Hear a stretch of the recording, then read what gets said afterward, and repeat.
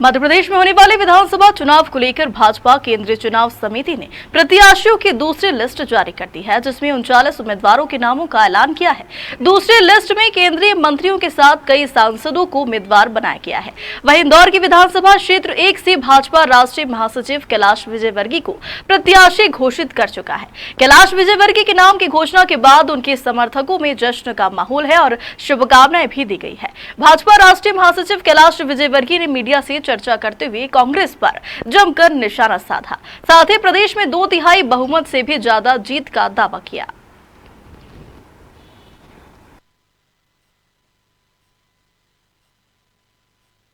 हाँ, मतलब मैंने तो वैसे कहा था कि मैं चुनाव नहीं लड़ना चाहता हूँ और पार्टी के हमारे वरिष्ठ नेताओं का निर्देश परसों मिल गया था। मैंने असमंजस में था और आज एकदम अचानक घोषणा कर दी तो मैं खुद ही बहुत आश्चर्यचकित रह गया। ये मेरे लिए सौभाग्य की बात है कि फिर से मुझे इलेक्टोरल पॉलिटिक्स में पार्टी ने भेजा है, तो मैं इसमें भी कोशिश करूंगा कि पार्टी की जो अपेक्षा उसको पूरा कर सकूं। ये चौथी विधानसभा है सर, आपके लिए एक नया चैलेंज के रूप में भी देखा जाता है। 1 नंबर विधानसभा आगे साहब ऐसा है कि मैं इंदौर के कार्यकर्ताओं पे बहुत विश्वास करता हूँ और इंदौर नंबर 1 के कार्यकर्ता भी काफ़ी दमदार हैं। चुनाव में जहाँ भी जाता हूँ मैं नहीं लड़ता हूँ कार्यकर्ता और हमारे कार्यकर्ता जो जिस भाषा में बोलता है उस भाषा में जवाब देना भी चाहता है। और मैं बहुत विनम्रता के साथ, मैंने शालीनता से राजनीति की है, विनम्रता से राजनीति की है, डेवलपमेंट की राजनीति की है। एक बड़ा कैनवास हमारे सामने है और 1 नंबर विधानसभा में विकास की बहुत संभावना है। 1 नंबर विधानसभा अगर आप देखें तो अवैध कॉलोनियों के बहुत बड़ा हिस्सा वहाँ पर है, जहाँ के लोगों को बेसिक सुविधाएं नहीं मिलती हैं।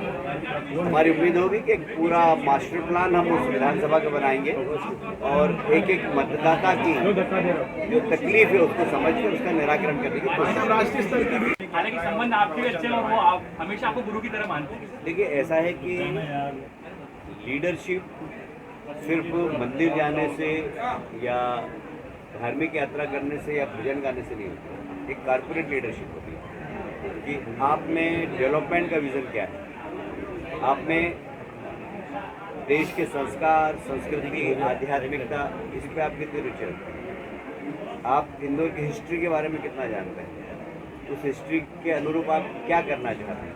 अब इंदौर का डेवलपमेंट, तो इसका एक विज़न हमारे पास 2000 में हमने रखा था। आज इंदौर डेवलप हुआ है तो सारा शहर जानता है किस दिशा में हमने एक लाइन खींच थी और उसके ऊपर आज पूरा शहर चल रहा है। अपन लाइन खींच के हट गए, उसके बाद जो भी आ रहा है वो उसी लाइन पे चल रहा है, उस लाइन से बाहर नहीं हुआ। एक विज़न होता है।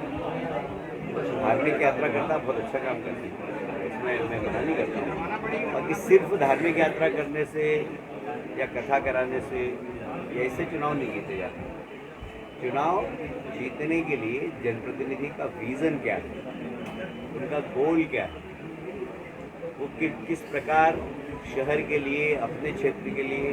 देखिए, मैं एक बात हमेशा कहता हूँ, आप एक व्यक्ति हैं तो आपका परिवार है, परिवार में आपकी भूमिका क्या है, आप परिवार में कितना समय देते हैं। फिर उसके बाद आपका फ्रेंड सर्कल है, फ्रेंड सर्कल में आप किसके कितने काम आते हैं। फिर पार्टी है, पार्टी में आप पार्टी के आदेश का कितना पालन करते हैं। फिर जो जवाबदारी दी आपको, यदि आप विधायक हैं तो अपने क्षेत्र की विधानसभा की, मुझे गर्व है कि मैं पार्षद से मैंने अपनी राजनीति प्रारंभ की है। नंदानगर इंटक और एटक का कब्जा था, हम लोगों की जमानत से होती थी, पर हमने अब पूरे नंदानगर को हमने बीजेपी में कर दिया अपने काम से। जैसे आपका टिकट हुआ तो ऐसा है कि पारिवारिक रिश्ते हैं और भविष्य में भी रहेंगे। रिश्तों में कभी मैं कंजूसी नहीं करता, दिलेरी से रिश्ते निभाता हूँ। तो इसलिए शुक्ला परिवार से मेरे रिश्ते हैं और बहुत करीबी रिश्ते हैं।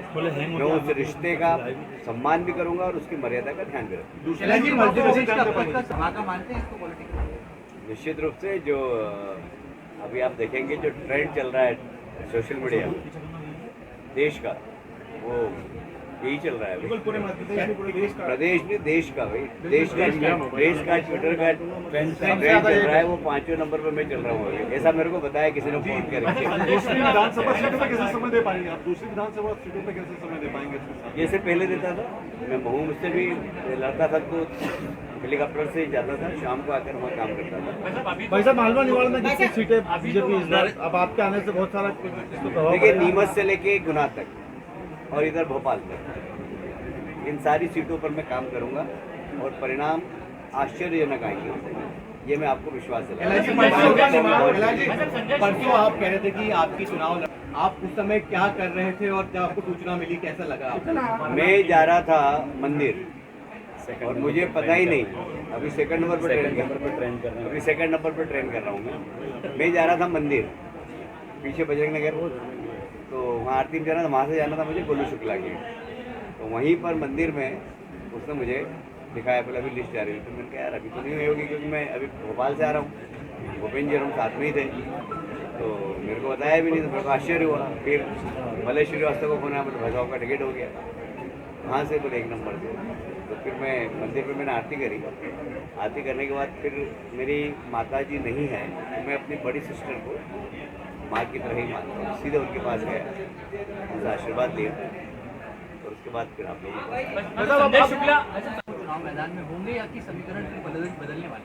मैं आपको एक बात बहुत साफ कहता हूँ, राजनीति में यदि आपने चलना सीख लिया, ये पार्टी ऐसी कि कभी भी कहीं किसी को भी दौड़ा देती है, पर आपको चलना आना चाहिए, सही दिशा में चलना आना चाहिए। कोई भी व्यक्ति, आकाश नहीं है, तीनों बैठा है, ये भी टिकट का दावेदार था 1 नंबर से। मैंने इसको परसों हिंट्स भी दी थी कि मैं बहुत असमंजस में हूँ, बहुत सारी हिंट्स दी थी। मैंने कहा यार बहुत असमंजस में, और मैं आपको कुछ बता नहीं सकता, क्योंकि मुझे भी लग रहा था कि आकाश को और मुझे दोनों को एक साथ टिकट देंगे, मैं क्यों लड़ूँ। उसने अपनी एक जगह बनाई है शहर के अंदर मेहनत करके, और मेरे कारण उसका राजनीतिक अहित नहीं हो, ऐसा मेरे मन में पिता की हैसियत से चल रहा था। पर पार्टी का आदेश होगा। पितृपर्वत में आपका बहुत लगाव है, पितरेश्वर हनुमान जी की कितनी कृपा बरसी और वो भी आपकी अब नई विधानसभा के बहुत करीब हैं।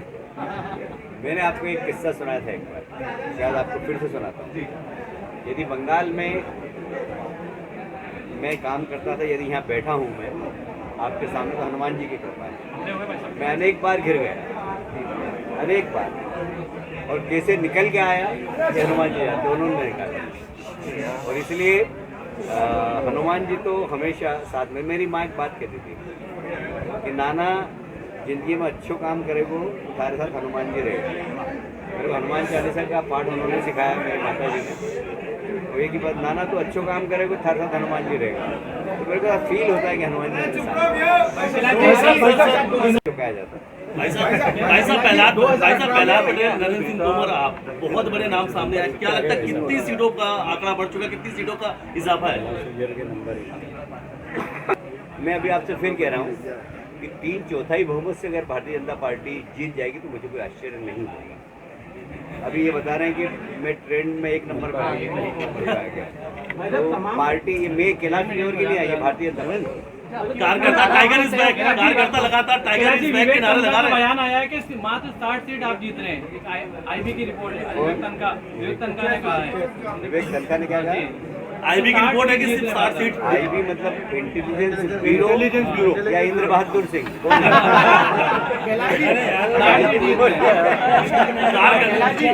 यार कोई भी इंद्र बहादुर बोल देगा और बोले आईबी ने कहा, भाई क्या प्रामाणिकता आपके पास आईबी की? और who are you to say like this?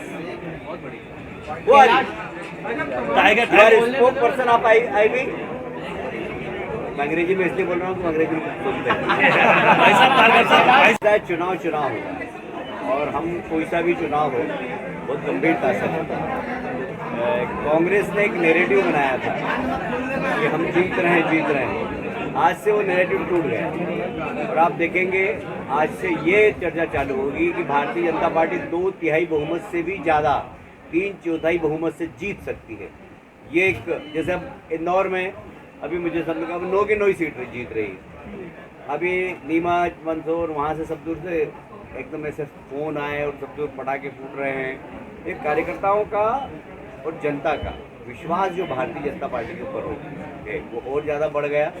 और ये रणनीति हमारे कुशल रणनीतिकार अमित शाह जी की है, जिन्होंने हम सब लोगों को कहा कि वापस एक बार मैदान में उतर जाओ, तो हम क्यों उतर गए। मतलब पार्टी एक शेर कितनी सीटों पर संजीवनी मिल सकती है आपके कारण? भैया ये हो जान दो 2 मिनट जरा, एक शेर ऐसा है कि हमारे यहाँ कलेक्टिव लीडरशिप बीजेपी में कोई एक व्यक्ति नेता नहीं है। अभी हमारे 4 राज्यों के चुनाव चल रहे हैं, राजस्थान, मध्य प्रदेश, तेलंगाना और मेघालय। चारों स्थानों पर हमने नेता किसी को नहीं, 36 स्थानों नेता किसी को भी हमने नहीं बनाया।